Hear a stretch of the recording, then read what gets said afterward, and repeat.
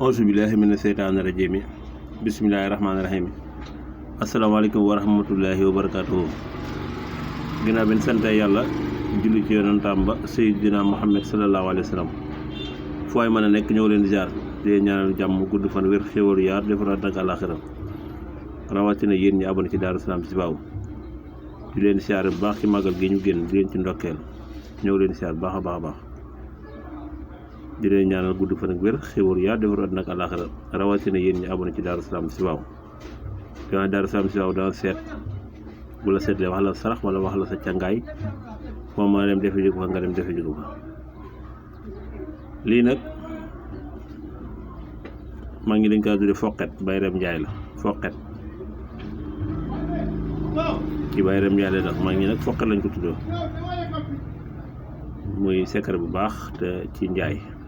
da ngay bind bismillaahi rahmaani rahiim nii da ngay bind fii jiidiha xablun min masadin fii jiidiha xablun min masadin ngay njëkk a bind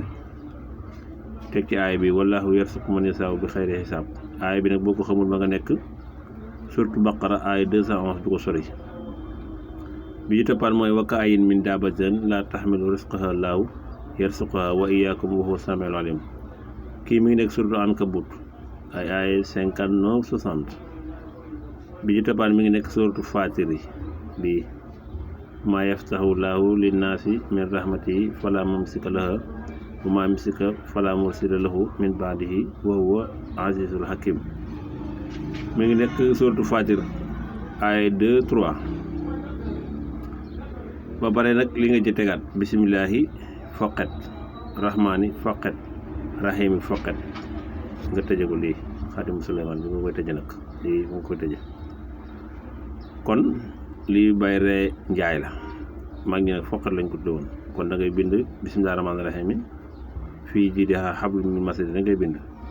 teg ci aaya alxuraan bi wallaahu yarzuqu man yashaa'u bi xayri xisaab ba nga nekk surtout Baqara nag aaya 211 waaye daa commencé ci bopp aaya te moom lii waaye lii nga ci jël yow wallaahu yarzuqu man yashaa'u ji rek nga ciy jël ndax aaya bi moo nga commencé suy na li seen kafaru kooku naa ci mës a ñëw moom it Bayre tubaab képp ko yéen ñuy tukki képp ku ko ci am ñu defal la ko dinaa ko leeral ba mu leer moom xam naa suy na li seen kafaru doo tàggoog liggéey ci tubaab yi waaye boobu xam naa ñëwagul ci kanam lay ñëw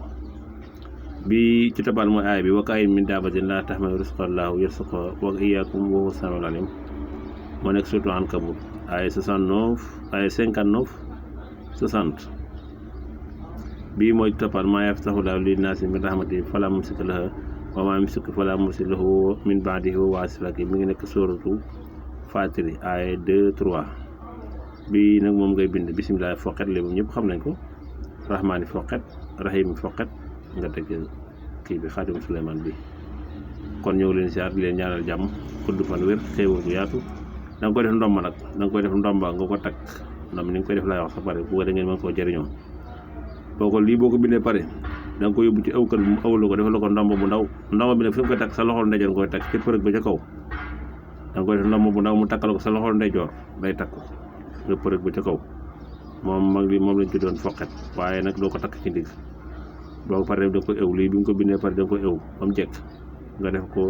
ndomb ko ndaw nga takk ko ci sa përëg loxol ndeyjoor kon wasalaamaaleykum wa rahmatullaahi wa barakaatuh